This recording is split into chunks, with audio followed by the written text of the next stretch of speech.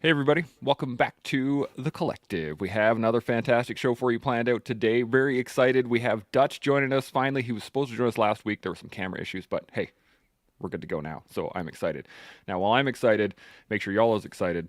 Like the show, hit the subscribe button, do the notification bell thing. That gets you your email every day that we go live, which is, of course, every day. Now, if you have any thoughts or questions, by all means, put them up in the comment section and we will engage them directly, kind of like this right here. Greg Cooper. Morning, team. Morning, Greg. Morning, Winter Storm. Good to see you.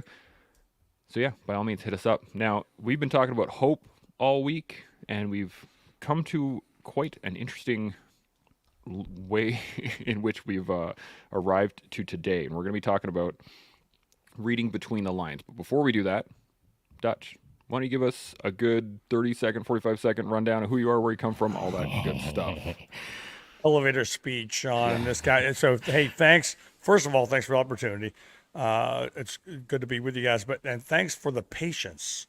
You guys, so what you don't know on the back end, right? The inside baseball stuff, is that this is taking way too long. So, and now, and even this equipment that I'm using right now is not the proper equipment. Really, it's kind of janky, and hopefully it lasts throughout the day. Anyways, the bigger part of me, I guess, 31 years United States military, 26 in Special Operations Command as a United States Army Ranger, and as well as a JSOC operator as I graduated into something better and, hopefully better for me, but just, better for, really testing your mettle as a professional. How far can you go? That kind of thing. So a bunch of combat tours. And then worked with non-government agencies for a while. I dabbled in the armor industry and design for armor carriers and things like that. And then decided that I had enough of all that. And my last pool in Afghanistan was 2019 before it all went down the drain. And I started really investing into people, in this case, students. Do I want to make money and survive? Yes, I do. I want to thrive, but I also want to give back. So after a long amount of time in the Army and reaching a level of, I guess people would say expertise. If you use the outliers 10,000 hour principle, I submit to you, and I'm beyond that. But the whole idea is, do I want to make money and have train law enforcement and military all under the banner of leadership and give back to that community that I so loved once upon a time, because I miss it every day. I've been gone for just 10 years now. And it's funny, I was just talking about it today, and I think it's only been a couple years, and I look back and go, no, dude, it's been 10. So it's been a while. Yeah, that's the trick. Time disappears sometimes, unfortunately. Yeah, and I'm working for the sawmill right now. You can see that behind me over there. Yeah, so I'm working for the sawmill. I'm the operations sergeant major here with Steve Brown as the boss at the sawmill, and it's a tactical center, if you want to call it, the tactical training complex out in the boonies in Lawrence, South Carolina. We think it's the premier place for excellent shooters to come and train people of all types. Today is the Sawmill Showdown is going on today. That's sort of like a tactical games or proving grounds type of thing. And I'm in the pro shop right now, so if you see people coming in here and buying some stuff, that's probably what you probably may see that happen. The event is getting close to be finished, but it's not quite finished yet. So but there you have it. Is there enough time for me to fly down there while this podcast is still live and then walk behind you and buy something? Yeah, sure. That'd be fantastic. Teleportation. Yeah, exactly. That would make the show, really. If you were just to disappear from the camera. I'm on the way to the airport right now. He's going right there. Today we're talking about reading between the lines, and I could come up with all kinds of definitions or my own personal view on it. But what I really want to actually start with is, Shaun, you made a really good point on this yesterday. And so I wanted to bring us back to that. Do you remember what you said yesterday, or do you want to just engage? There were several points. Yeah, there were a couple, right? So what did we talk about yesterday? There's so many points. So what are your thoughts on reading between the lines then, in terms of? Okay. So I think this morning I took a little bit of time, about a half an hour, to consider what it might mean in context of hope on this podcast today. And it's actually kind of a tricky one to work with, I think, to read between the lines tied directly to hope. I mean, read between the lines is an idiomatic statement that generally speaks to, if you pay a little bit of attention between the lines, you can get further detail out of that in someone's speaking or someone's writing. You can get nuanced information that isn't so evident that it's slapping you in the face. You've got to pay attention to read between the lines for the information that isn't being directly delivered. And that can, in writing, that can be based on how much reading you've done in your life. Or in speaking, it can depend on how much listening you've done in your life. The nuance of the moment is determined by how much attention you've paid to nuance throughout your life. Reading between the lines, by its very definition, I feel means not obvious, not so evident that it's simple to see. You've got to kind of pay attention to the nuance. You've got to dial into the feeling of the moment, not the obviousness, but the veneer, behind the veneer, the stuff that is deeper and has more vibe to it, if you will. So I think reading between the lines is typically used for writing and reading. But in my IG post that I put out this morning, I threw up 28 photos from our summer trip last year in Europe. And in most of the photos, you'll see me doing this. Smiling with strangers. People that I just met on the sidewalk or in a gelato store or in a donair shop or wherever it is. Just people I'll never see again. And so the reason I put all of those photos together is because it's a form of hope. Like, if you look at those photos and read between the lines, it's not just a tourist grabbing a quick photo with some strangers. From my perspective, when I look at those photos, I see a dude, me, trying to inject some happiness into people's lives, trying to improve their day, trying to put a smile on their face. I think hope and reading between the lines requires us to kind of do things that aren't as obvious as we all think is required. So maybe we'll dive into that a little bit later, but that's my first kick at it.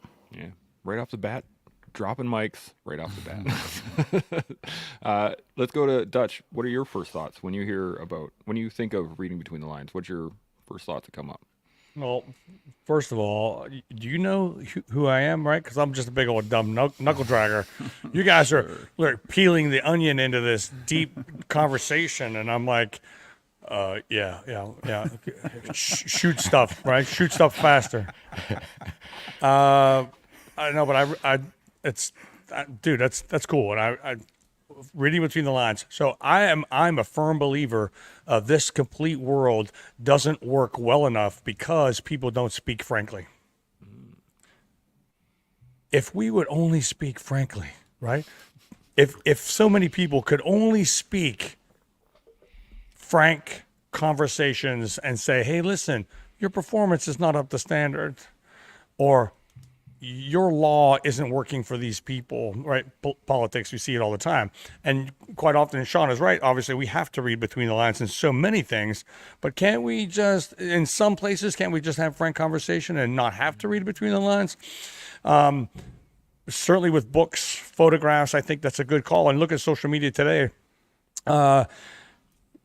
If X person, whomever that was, and in this case it was Shaun at the donor shop, he was taking pictures of people he never met before, and he was giving them the thumbs up. But what's his life really like? And we see this in social media, right? So there's someone taking all these great, I look fantastic, don't I? I look great. And you're taking all these photographs, and in the end, we are all completely broken human beings. I have to tell you, I look at things through a biblical worldview. I'm not a preacher, I'm not an elder, but I'm a believer in Jesus Christ. So when you talk about hope and reading between the lines, I mean, hope is, without hope, a man has nothing, right? And so, yeah, gosh, hope is huge. It's huge, and everyone, we need hope, right? And then, some in my biblical worldview, of course, there's things that give us that. But reading between the lines, man. So as a leader, I don't want my people to have to read a whole lot between the lines when I give them instruction or when I give them an order. As a former sergeant major in the United States Army, so do I say, hey, go do this. to a degree, you know, I can give someone that I trust a vague suggestion or order. The floor is really dirty today, right? Okay, so reading between the lines, I'm taking orders from him. So does that mean I need to clean the floor? And in this case, yeah, that might be what that guy wants, or woman, either way. But you know, when I give instruction, or when I come from the life that I came from, the Army life, Army life, and not just Army life in a higher tiered organization that is responsible for a lot of important things. There is a lot of vague, interesting things. You know, can you work in an environment that is vague?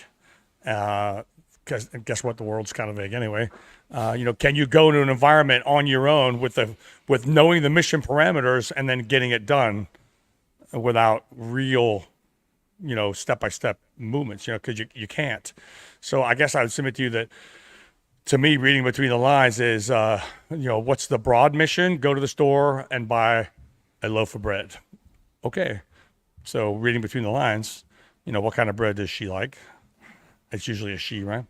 What is she liked in the past? What can I do? You know, and the car is at a quarter of a tank. Do I need to refuel it for emergency purposes, or just, you know, to be nice, or whatever? You see these different things, so you can read between the lines in that respect as well.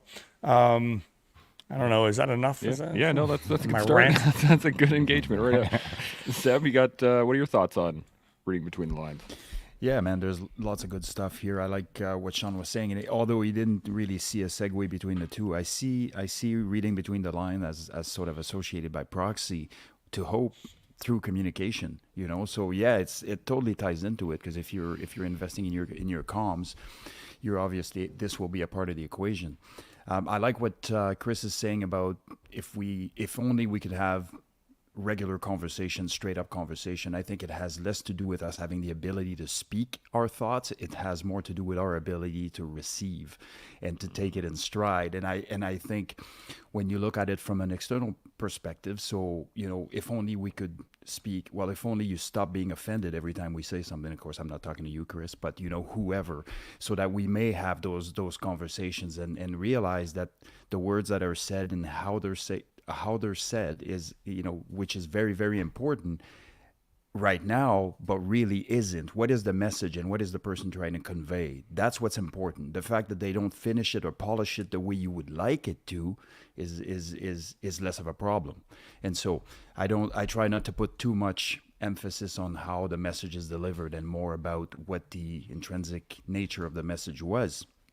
And so I digress. But for me, when I look at reading between the lines, in a concept associated directly with communication, yesterday when I was listening to the episode, I started thinking about, you know, a client of mine that was complaining. He wasn't really complaining, but he gave me permission to share the story. So essentially, he was wanting to start his jiu-jitsu journey, and for the last, you know, year or so, he's been investing in researching and doing all the stuff that Shaun would have told him to stop doing 9 months ago, and he eventually, you know, came to me and said, well, the reason why I didn't start is I had this conversation with my girlfriend. She's always questioning why I want to do it. She's always questioning, you know, what is the purpose of this, and you're going to get hurt, and you're older, and, you know, you don't have time for this, and all this good stuff. And he was telling me this story about how unreceptive she was to his jiu-jitsu journey, and the more he spoke, the more I heard, what am I going to do without you when you go to jiu-jitsu, and when do we spend time together? So I basically said to him, look, dude, your problem isn't jiu-jitsu or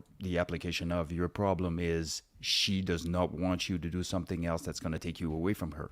So how are you going to have that conversation with her instead of focusing on the jiu-jitsu piece and try to convince her that it's the greatest thing since sliced bread? She doesn't care about it, you know, kind of thing. So just having the ability to realize that people do things in the communication realm that are subconscious. They don't realize why they're doing it. So if insecurities are tinting their view on certain things, or the way they extrapolate certain situation, you need to have the ability to recognize there's some underlying fundamental reason why that person is saying or doing something here, and I'm missing it. So this is where my mind went when I heard that yesterday. Yeah, absolutely. Shaun, you got anything to add on that? I do. It's something that Dutch said, and he's right as he described it. The relationship between when you first get into the military and you're a noob, let's say you're in the infantry or combat arms, we'll call it, and you don't know much of anything. And as you work your way through the process, as you move towards the tip of the spear, you start learning things, and you start learning how to read between the lines. You don't need anyone to tell you to grab a mop, because that was called basic training. At some point in your military career, you're walking down the hallway, you see a problem, you fix it. That's what you do. That's into your career. And so as you proceed further and further and further into your career, the reading between the lines stuff just happens more and more frequently. And here's why. Because you understand the pattern. When you're a noob, you don't know anything. When you're a pro, you know a lot. Somewhere along that trajectory, you start forming patterns. You start understanding that things work in a certain way. Things are supposed to look like a certain way. They're supposed to be in a certain place. They're supposed to unfold in an organic fashion, etc., etc. We all patternize our trajectories as we move further down the trajectory. And so Dutch had mentioned he's a religious man, and perhaps he reads the Bible, and he's reading a quote. At least this is what I heard and visualized in my head. As he's reading a quote, he's reading the lines. But when you're a noob reading the Bible for the first time, you're only reading the words, trying to understand the words. But as you read that Bible more and more, and as you get older and older, and as you get wiser and wiser, and as you start walking down hallways and seeing problems and picking up mops and sorting them out yourself, these are things called wisdom. You don't need to read the words word for word to understand what it means. You start reading between the lines, you start reading between the words, you start applying them to your life, based on your experiences, based on your family, based on your neighbor, based on everything around you. Our job is not to take the word at face value. Our word is to read between the lines, and not only the spoken or written word, but our relationships, our interactions with human beings, strangers. I can read a novel by looking at a person in the eye for 10 seconds, sometimes. And if I'm not reading a full novel when I look at them, if I'm not seeing a lot about them when I target lock them and stare into their soul, we'll call it, if I'm not getting enough read, it just means that I haven't been reading long enough. Maybe I'm only 20 years old. And when I look at a person, I only see a chapter. But at 60, when I look at a person, I see a book. And it's our job to read between the lines of life, I feel. Yeah, 100%. Yeah, Dutch, what do you got? Brother, that first of all, that's awesome. And I'm getting onions over here in the studio. So I love close quarter battle. I love the idea of close quarter battle. I love the dance. I've done it many times. And when you talked about this, when you're a noob, right? It's, hey, what if? When you're a pro, you know what you're doing all the time, dude. Shaun, you said it so well. You're finding work. You're always finding work, right? You see a dirty floor, you mop it. You said, in close quarter battle, right? Which is the ultimate. To me, the ultimate test of man versus man in combat is you're always looking for work. You're never stopping, right?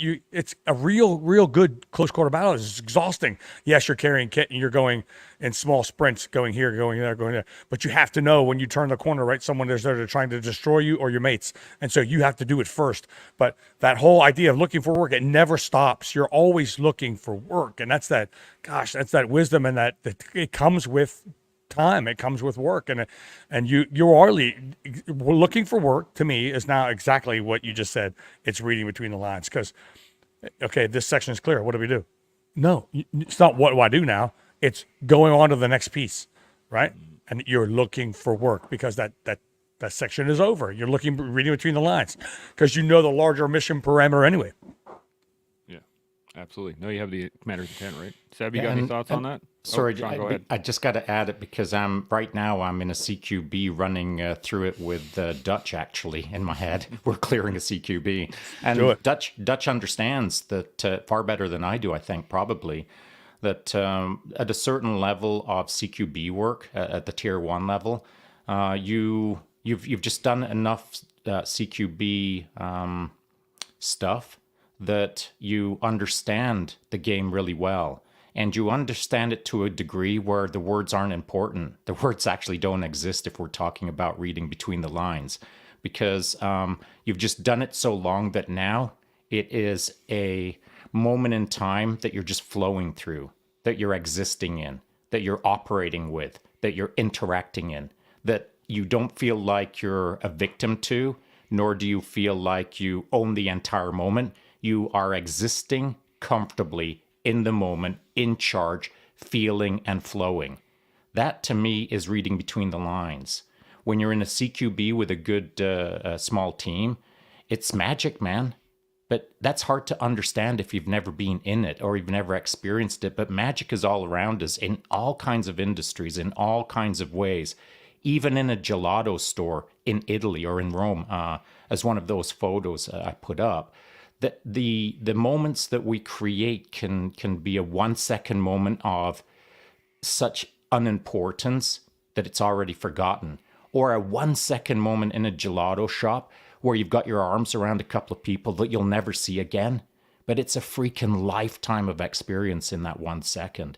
How you play your game is how you feel the game, is how you win in the game. And to be really good at the game or move towards a winning podium position in life, I think that you've got to really pay attention to read between the lines. And that's not the written word, that's not the spoken word, that's the feeling word. Absolutely. Sam, you got any thoughts to jump in on that? You're muted, buddy. Sorry, how do you follow this up, eh? Right? So I keep passing them off to other people. Can we tag somebody else in here? I really like those two concepts, and if you're surrounding yourself with savages, the arcs are being taken by everybody. When there's a missed arc, somebody is picking it up, and metaphorically, that's extremely applicable to life for us. And this is where that having the right people around you is a critical piece of that operation, so that when you are navigating life's challenges, when you are doing certain things and trying to go to the next level, and you have the right people around you, arcs are being picked up. There is no conversation necessarily needed. Perhaps you're going to have to be a little less present here, a little more present here, or whatever the case may be. But having that, that free flow, and once you've experienced it between walls where consequences are catastrophic, it's amazing to have that same feeling, but on more of a metaphorical sense or philosophical sense, so to speak. Yeah, absolutely. Any other thoughts on that before I got some comments here, and then Shaun, I do have that. I have your stuff ready. So I do, because we're still playing around with the CQB a little bit to some degree. I feel as a metaphor for life. I think, yeah. So here's what I feel to be the best part, or the best news in respect to this specific conversation, is the more you do it, the better you get at it, the more you understand it, the more you want it, the better you get at it, the more you understand it, the more you want it, until eventually, through that cyclic motion, you finally find yourself understanding it. And once you start understanding how to read between the lines, how to flow with energy, how to be a part of something bigger than you as a singular organism just moving like magic, once you felt it, like there's no forgetting it. There is no forgetting it. And then what do you do with it? Do you just try to forget it and walk away from it and never try it again? That's not me. Once I've experienced something that I like, I want more. And so it's our job, my job, certainly in my life, to pursue the things that I enjoy. And I enjoy working with people who have a little bit of magic understanding in them. And those kind of people are people who've got game, experience game, and understand how to flow in the world, understand how to read between the lines of the now. And in the now, we've got so many options in front of us, from the full left to the full right spectrum, 1,000 choices in the now. And the people who play that now game really well, reading between the lines, have a good trajectory. Those that don't read the now really well, the lines, a less good trajectory. Now, I don't care if I'm going this way or that way, because life is full of lessons for sure. But I do know this, that in my life, as long as I'm in the now, reading between the lines of the now, then I know I'm going to do better than not reading between the lines.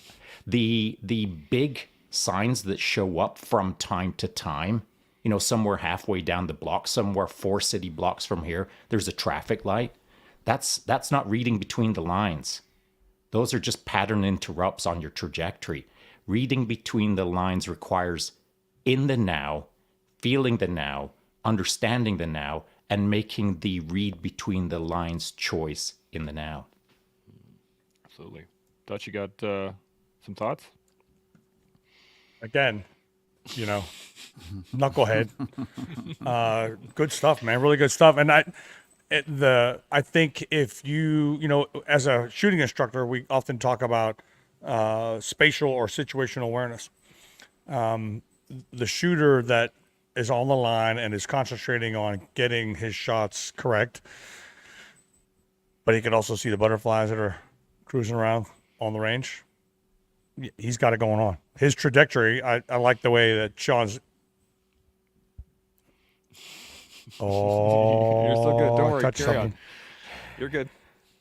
So if I didn't get rattled there, but I think that whole thing is that trajectory. So the guy or girl who can do what they need to do, but they can also pay attention emotionally or not, right? Emotional quotients. There's, what's going on my periphery.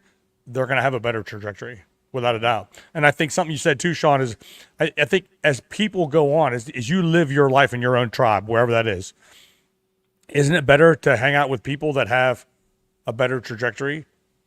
Or do we get into helping people that you can see, right? Another part of being aware is seeing that people have a poorer trajectory in life, and then mentoring them, leading them with good leadership, and then bringing them back to a better path of better trajectory. Over. Yeah, at a macro level, that is between the lines, is it not? Yeah. I mean, at a very macro level, we're talking about two distinct groups, one that does it well, one that does it less well. Those are the two lines that we're operating between and trying to read. When I see a group that isn't doing it well, that's contextual now. Now I can learn how to do it better for the team that is doing it well, and I can learn by pursuing things that are beyond my abilities that I'm trying to do well. We're all between the lines at a macro level and at a micro level. And whether it's in the now or future planning or past reflection, it doesn't much matter, I suppose. But there's lines all around us, depending on what level or how deep you want to dig. Yeah, absolutely. Concur. Seb, you got any other thoughts before I hit some comments here? No, go ahead. Good to go? Okay. So Winterstorm jumps in here. He says, I believe hope can be found between the lines. We deal with multiple challenges, sometimes all at once, but if we look between those while they're happening, we can find hope. I think that's a great point for sure. He carries on. He says, maybe the challenges are the universe balancing your life, so you have to stop and see what you actually have. Think of your health and a health scare. Life is never sweeter than leaving the hospital. 100%. He said, and he carries on. He says, you begin to see the paths around the challenges rather than just a wall as you find the hope and move forward. 100%. I think the biggest challenge on that is that some people don't actually see it. They just walk out of the hospital like, wow, that was crazy, and then keep doing what they're doing, not reading between the lines at all. Any thoughts on that? I got one more here. Okay. So Glenn jumps in here. Good to see you, Glenn. To echo what Shaun Taylor said, when I have experienced that state, when everything is clicking, it's almost addictive.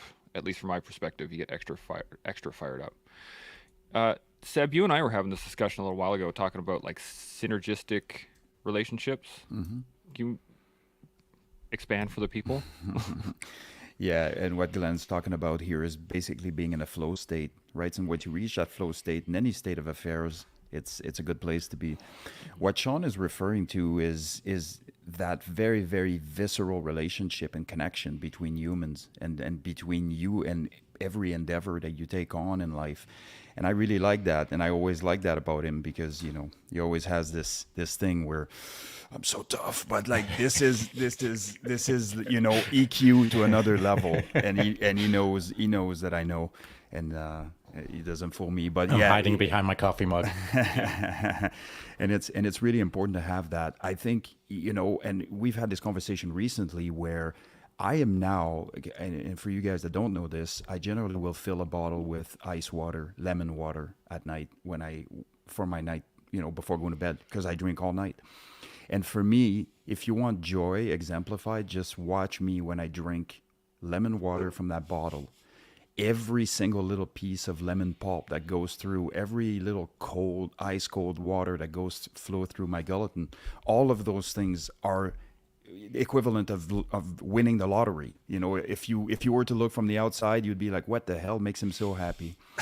and at the end of the day, it's all about connecting with everything, including the small simple things that we are taking for granted all the time, and we have done it for an entire lifetime.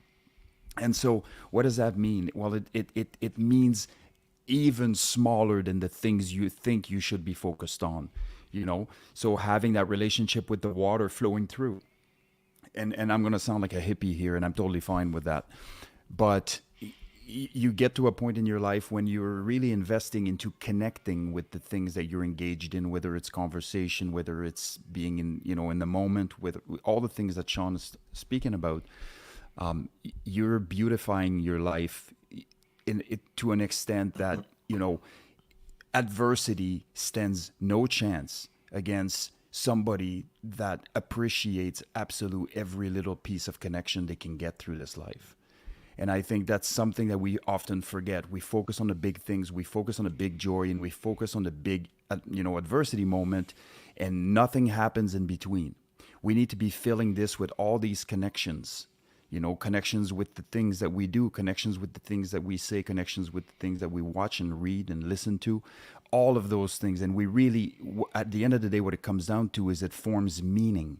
It's meaningful things that you are doing, that help with making you appreciate this life that we have that's so extremely precious. But we overlook this all the time, any day of the week, because of the big things. Not only that, it's easy to not like stuff, right?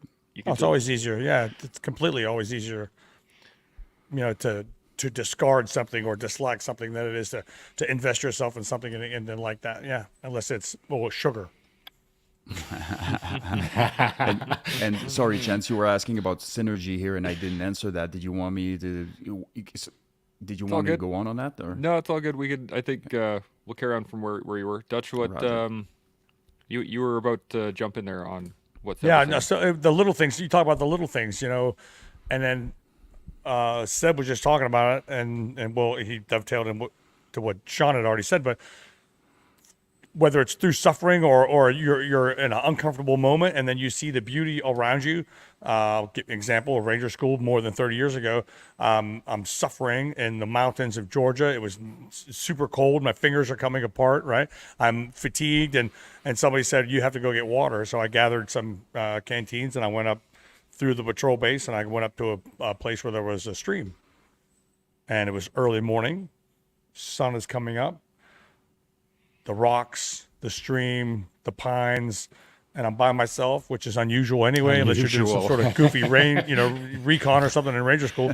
But I'm just now all of a sudden, right? I'm suffering completely. I'm cold. I'm hungry. My fingers are split. They're frozen. There's snow all over the ground, and look at this beauty. I mean, out of control moment in time where this was completely beautiful to me. And so it obviously made the beginning of my day better. It made the rest of my patrol day better. But yeah, so even though you're suffering, you have to take a moment and look at the great moments here, the great things here that you can see that have been put before you. Okay. Yeah, absolutely. Shaun? Yeah, I agree with that. I mean, I've experienced that myself. Maybe not the same precise moment, or maybe not to the same degree, but I think we've all felt it because we've all been under the gun. We've all been under the pressure. We've all been under the moment where you don't have a second to yourself, where there's always something to do right then. There's always something extra to carry. There's always something extra to reload. There's always something to do. And in those kind of qualification moments on these courses that are hard, where you're always being observed, it's rare that you're ever not being observed. And so in that moment where you're not being observed, I've felt it where like it's a little bit of weight off your shoulders where you don't feel like you're being judged.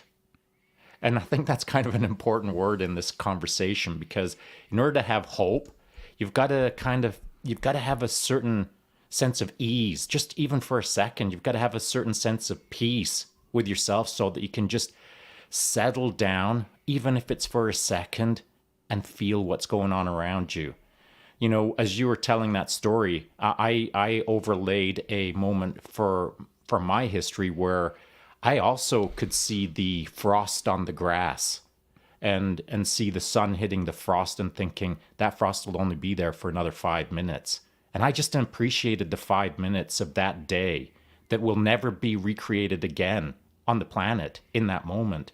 And it's rare that you get those moments when you've got an operational tempo that doesn't allow you to take the moment.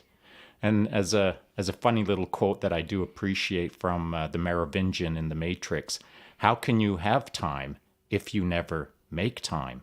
And so it's for us to make time in these moments so that we can feel the time and contextualize it against what do I hope for the future. Yeah, absolutely. Seb, you got any thoughts? Well, just directly to correlated to what Shaun just said, for me, it's not unusual for me to question myself. What would this be like if this was the last time I got to experience this very experience? You know, and I do this quite often, multiple times a day. You know, like something will happen, and I will just kind of embrace it and be. You know, I really like the quotes on Brandon Lee's graveside, of course, which, you know, I don't remember by heart, but one of those parts was, how many times are you going to see the sun rise? How many times do you see the moonlight? And all of those little things that we take for granted. And when you do have a moment of realization where you are in the moment and you are mindful of what it is that you have and grateful, it's important to go a step further and go, what if this was the last moment?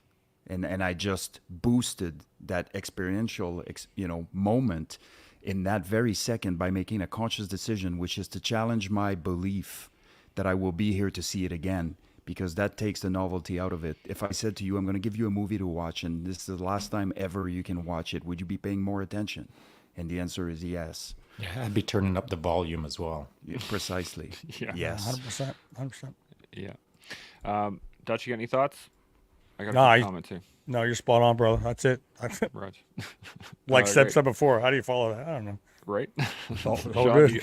you got any thoughts before I jump into a couple more comments here? No, just eventually if you can pull up that verbiage. I got it right now if you want it. No, just carry on with your rhythm. Okay. So we got Salty Jinx jumps in here. He says, suffering alone or in a group has offered more opportunities to see a moment for what it is. I think that's where we foster hope, and that's a huge between the lines moment. And all it takes is the sun through the trees while you're dirty and broken. 100%. That's a great line. Well said. Winterstorm jumps in. He says, to Dutch's point about the beauty, I believe he saw beauty because he had been suffering. Yeah. We shouldn't seek to not suffer in life, but seek to see the beauty between the lines. Such a great line, great point here too. I've told the story quickly. I've told the story before. I'm going to do it real quickly before we jump into the verbiage from Shaun here. My uncle lives on a beautiful piece of land, southern Alberta. He's got westward facing windows. He sees the sunset on the mountains every single night. And I sat there one day and I was just staring at the sunset, and he came over and he's like, "What you looking at?"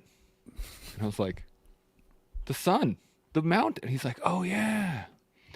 Yeah, I just see it every day." And I was like, man. And then him and I sat there and we had a moment. It was really cool, but it's easy to forget how beautiful the things that you have are. 100%. Shaun, do you want to read the verbiage? You want me to? How do you want to roll? Yeah, I can read it, sure. I'll pop it up for you here. Can you read that? Yeah, I can. Okay. Basically, the piece that I wanted to pull up is... So I'll read what I want to speak about. Hope is a powerful and positive emotional state characterized by the belief that something desired or favorable can happen. It's an optimistic outlook on the future, even in the face of challenges or uncertainties. Here's the part that I want to get to. Hope is not an action. It is an emotion, a thought, a feeling, an ephemeral state. Here's my thoughts on hope as an equation. Hope. It is the belief in possibility plus the positive expectations management plus forward-looking positive strategy times by focused positive action, which equals an optimistic outlook on the future even in the face of challenges or uncertainties. The good news, hope can be nurtured, but it takes action. And I think that's so key. I mean, we can all have hope. We can believe in possibilities. We can believe that it's going to be better, but we have to manage that expectation.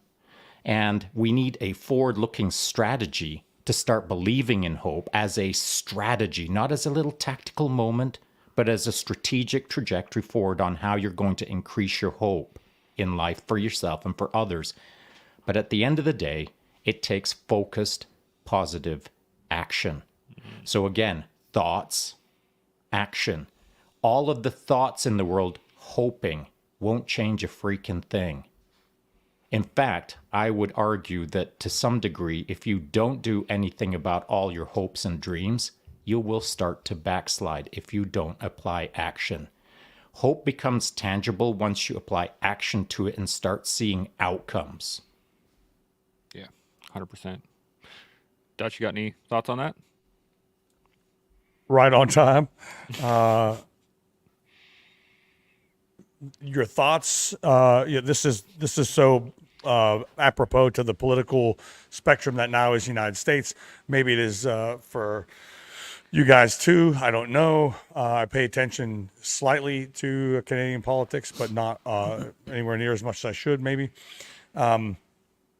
How many people come to you and say, "Okay, yeah, but what do I do? Yeah, but what do I do? Yeah, but what do I do? Yeah, but what can I do? I can't do anything." It's going to be the same cycle all the time. It's going to be these people, these oligarchs are going to vote for these people, or these people are going to be voted in and they're going to do these things, and I can't do anything about it because I'm low on the totem pole. I know you've heard that before, but if you don't have action, if you do have hope, or let's put it into action. Can you go to the local school board? Can you go to the local county and voice your opinion? Can you make a difference, right? I mean, the classic answer is all the time, if not me, whom? If not who, me? If not me, who? And if not when, now? Yes, go, do, be, right? Again, under the banner of leadership, right? It's all on us. I think we even started in the beginning by saying that, I think Sept might have mentioned that you have nothing to control. You were talking about the guy with the jiu-jitsu wife, or non-jiu-jitsu wife in this case. But we can only change us, right? I can't change that person, even my best partner. I can't change that person. And that you led to that, right? You were heading there saying, "Hey, dude, she don't care about BJJ ever." But you can change the way the conversation goes, or you can only he can do it. He can't change her. So yeah, Absolutely. Seb, you got any thoughts? Yeah, I mean, that's actionable items, and I think we saw it in both Canadian and U.S. politics over the last couple of years, where people are complaining and consistently, somebody should be doing something about this, but nobody has actionable items. So if you want to move the needle forward, it's not just about bringing attention to a problem. Do you have solutions with that problem? Because everybody else is going to look at you going, you're making a case here, but you're not making a case, because we still don't know what actions can be taken. So yeah, that's that was an interesting time during the pandemics, that's for sure. Which we can there's lots of ways to look at this too. This is the interesting part about it, is that it's not just in the political spectrum, it's in everyday lives. It's in how you engage the world. How do you engage your family? How do you engage your kids? How do you engage your workspace? All these things. Do you want to make it better or not? I mean, it's sadly a very simple equation, yet I think it's made a bit more difficult. And I think that specifically, I wanted to get this a little bit ago, but I want to talk about the rabbit hole, right? When you first get into something and you're like, "Ooh, this is exciting," and you start diving down that rabbit hole and you start allowing yourself to, maybe distract yourself from the world, or distract yourself from what's actually happening. And what I'm wondering is, where does the line separate between diving down the rabbit hole and diving into something that you love. If you guys take my meaning on this, catch one? Not no. Okay. Let me reiterate then. Earlier when we were talking about how when you dive into something that you love, let's say CQB, right? You first get into it, you start enjoying the game in and of itself, and you start looking at the gear, and then you start looking at that next thing is shiny. I'm going to use this technique. BJJ has it all the time, right? It's on Instagram everywhere. This move looks super cool. Never been pressure tested, kind of deal. Okay, so I see what you're saying. Yeah. I'm wondering where that line is between like where you stop being a bit of a fanboy and start being an operator. If you get where I'm going with that. Do you mind if I paraphrase? So what you're saying is some folks focus on the what, and very few people focus on the why. Yes, there we go. And so the focus is on what 9mm laser should I attach, and what holster should I have on my chest, and what. All of the whats. No what should be asked until you've figured out your why. Why are you thinking about what? What is your why? Why are you even doing freaking CQB? Why are you thinking about mounting something to your chest? Why don't you have your hands in your pockets? Why? You can't think about what or how or where or when until you've thought about why. That's it, that's all. And so it doesn't matter if it's BJJ or if it's CQB or if it's planting freaking tomatoes. You've got to understand your why before you start thinking about hitting Amazon for the shiniest laser. For your tomato plants. I want all the lasers. If we're going to be, I want all the lasers. And yeah, why is you may have a holster on your chest. I mean, it's not my preferred technique, but it's a technique nonetheless, right? Yeah. But that's the funny thing. So under the banner of leadership is what is what is the mission, right? What's the mission? What's the why? So start there. What is it? And then what are you prepared to do to get there? That's the ultimate question. Seb, you got any additional thoughts on this? No, I think it's all been said. Awesome. So the reason I want to touch on that was because earlier when we were discussing it, it clicked in my head how I think I see this a lot, especially on social media and out in the world, where it really does become about the what. And so, I mean, yes, we need to know the why. I'm having trouble, Well, let me try for you. So we'll talk about Seb's example of an individual who wants to do BJJ, and I'm not sure why, and I'm not sure if he knows why, but I know he knows his what. And then he's got a partner who doesn't want him to do BJJ. For what reason? Why? Why doesn't she want to? So before any foot touches a BJJ mat, the conversation needs to happen between two people to get clear calibration on the why. Life is full of whys, man. But so many people skip the why and go straight to the what. Rather than thinking about, why is this interesting to me? Why is this important to me? Why will this change my life? Why will this make my relationship better? All of those whys from both parties doesn't happen. It immediately goes to gi shopping on Amazon. And that's where it all goes wrong, man. You're half a year into the game and you still don't know your why, but you're already shopping for your third gi. And your partner's really unhappy with you because you still haven't had the why conversation. And the why conversation at a surface level won't change a freaking thing. Well, why do you want to do BJJ, honey? Because I like buying gis. Well, that ain't enough of a why. So the why conversation has to happen at a level that acts within the lines, reading between the lines. Because you can say, why do you want to go do BJJ, honey? Because I need another sport. Because I need a hobby. Because I need to lose weight. Because I want to become a badass. You can have all of the whys, but the between the lines moment in that conversation is deeper. Because maybe the individual who wants to do it feels unfulfilled somehow. Or feels that ...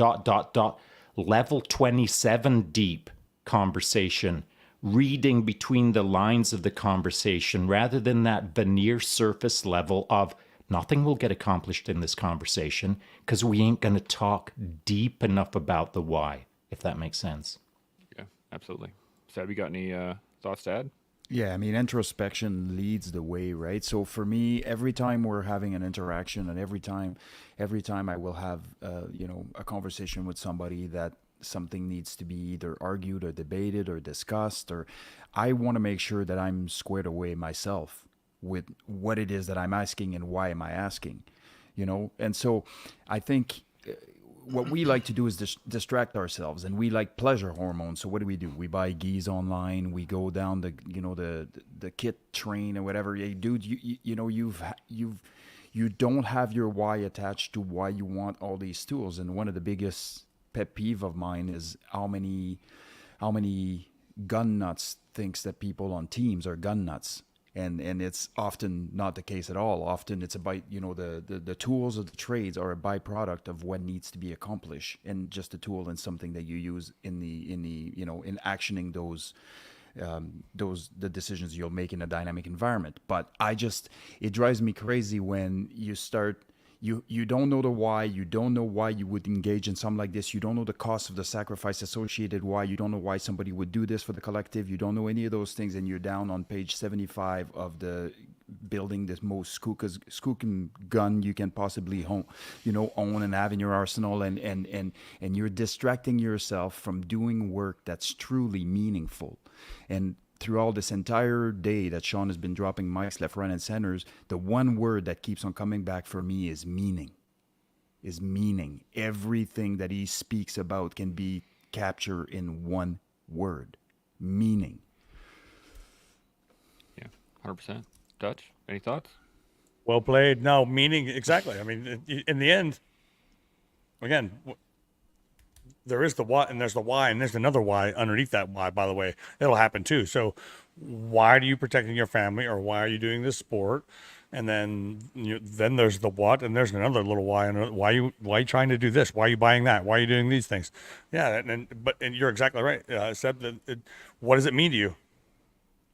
What's the final answer? And that's the why, right? Isn't it? Because I'm protecting my family, because I'm the protector, because I'm the father, I'm the guys in charge, and this is what we're gonna do. As long as it works out with her. It's a deep, wide conversation. Yeah. You got any other thoughts on that? No. Okay. Yeah. I've been trying to figure out how to interplay our personal whys into a larger scheme of hope. Let me put it that way. And I'm wondering what your guys' thoughts are in terms of how do we take our personal why, right? Like, I'm a communicator. I'm a facilitator. That's what I like to do. That's what I really engage in deeply. How do I interplay that into creating a hopeful world, or creating my own hope out in the world? So I'm wondering how you take your why and interplay that out to the world. Shaun? Yeah, I don't mind hitting that, because you're doing it, but you're doing it at the scale that you're thinking at it. So if you want to change the world, but you view your world as your family, well, presto changeo, you're changing your family. Mm-hmm. If your why is to change the world, but you view the world as your family home and your work space, well, guess how much of the world you're changing? Now you're changing 2 locations. But to have hope, if you look at that equation that I put up there, it requires forward-thinking strategic thought. I didn't say it requires tactical application in 2 locations. I said forward-thinking strategic thought. So that means, to me anyway, when I'm thinking strategically, I'm considering midterm to long-term outcomes, and I'm thinking scaled up at least an extra level or 2. So it's not tactical anymore. It's a longer play with a bigger impact. And so when you're considering hope, you've got to kind of be super hopeful that you can apply some hope to a bigger scale than you think you're capable of. And it all starts with action for me. So if you see any of those photos that I put up on my IG page this morning in a little 124 second clip. All of those photos, you'll see me like interacting with people in a positive way, planting a seed in that moment that a tourist can be fun or cool or nice or care. And so maybe there was 30 tourists before me that sucked. But I was the guy who turned it around for that person in that moment. Now, I'm not suggesting that was the case, but it could be the case. And to create hope requires a positive environment. If we set a positive environment, we strategically pursue setting positive seeds out there in the world. Within these podcasts, as an example, I feel it's my responsibility, not my job, but my responsibility to put some goodness out in the world, not at a tactical level, but at a strategic level. So how to do that? Well, that's probably a massive conversation for another podcast. Might have to go into tomorrow. Seb, what are your thoughts on it? Well, the first thing that comes to mind when Shaun is talking here is be the light that you want to see. Like everybody is looking for the light. Everybody wants to go places that makes them feel good. But very few people consider themselves a vehicle for that proliferation. You're the person. You're the light in somebody's life today by how you act, by how you interact, by how you connect and allow yourselves to do so. And do so without reservations, man. You'll get hurt. That's a fact. That is a fact. Humans will disappoint you. But who cares? Yes, some will disappoint you and some won't. And you'll disappoint some even if you're, if it's not willful, even if it's just by the direction that you selected for yourself or whatever the case may be. But at the end of the day, those meaningful moments and the moments that you get to connect with complete strangers in a coffee shop for that 1.5 of a second that tells them that I see you. We don't do that enough. We don't do that enough, and we need to do a lot more of that. And we'll stop looking at each other as strangers and address things together in a synergetic way, as we discussed earlier. And so for me, that's exactly what I want to leave as a legacy here. Nobody cares what you did and who you were, but everybody remembers how you made them feel. So if there is a way to do that, and if there are ways to increase that connection, man, I'm all for it. Yeah, 100%. Dutch? Yeah, it's a homily. It's a homily. You guys are singing it, man. You do unto others. It's really simple, right? Somebody wrote this stuff a long time ago. I love the Be the Light, Seb. I love it because if you can make a difference in somebody else's day, you're doing exactly what you're supposed to. Shaun said it's his responsibility to do, to go forward and interject with people and be better. Our world right now is so divided, right? So I'm going to use American politics, even because I don't know Canadian politics. I watch the Rebel News on occasion. That's about it. But we're so divided, right? We have way more in common than we do apart. And yet the media, the government, whomever else is dividing us. No, dude, you go to that shop or I love hockey. So you go to a game and everybody in there has different opinions, right? Every member of the 16,000 people arena, 20,000, however fit in there. Everybody has a different opinion, but you're all centered upon watching, the Ottawa Senators. You're watching the Pittsburgh Penguins, whatever it might be. You're watching Toronto. I know you guys probably love the Leafs, right? Just kidding. I don't know. The Leafs are like, the Leafs are like, love them or hate them. And, so they're like the Dallas Cowboys, I suppose, in that respect. But that game brings us together. And then all of a sudden, for 2 hours or whatever it is, we have way more in common than we do apart. And I think Seb is completely right. Be the light of those people. Be the light of anybody. You show up with, your positive attitude. You walk in, hello, hey, what's going on? Interaction. How many people are stuck in their phones all day? They're walking around with a $1,000 computer stuck to their nose, and they don't pay attention to life. And I see it all the time, man. Gosh, and just get in the game. That's what I told my son. Get in the game, bro. Come on. The game. I like it. Yeah, to get in the game, as you were at that game, there's levels to the game. And it's a case of there's 16,000 people there watching a common event. We'll call it live. But then the person who's sitting next to you, who you don't know, you look at them and say, hey, you want some popcorn, pal? Now you're in the game, not just watching the game. And that's the devil in the details, man. It is reading between the lines of a massive event that you're simply existing in versus a massive event that you're now controlling through interacting with another human being and creating a positive moment for them. If you lean over to someone and say, hey, you want some popcorn, buddy? It's not bad. And they look at you and give you the stink eye. Well, guess what? Now you've got a mission profile. I'm going to turn you around if it amuses me. Because for me, I got to gamify it. I'm not trying to solve all of the world's problems. I'm trying to enjoy a good life, a happy life, while trying to make the world around me a better place. And if someone gives me the mega stink eye, depends on how that's going to happen. You know, maybe I'll target lock and give a bigger stink eye, but maybe I'll flip my script and play a game and try to convert someone into be a positive member in that moment. It's for us to decide, man. And I'm not going to say that every single time I crack it out of the park, no pun intended, to interact with that person at that big event. Like I might not be 10 out of 10ing that. I might look at them and give them a curt response and then never interact with them again. But again, that's for us to decide in the moment. We're all playing this game together. We have to decide how we want to play our game.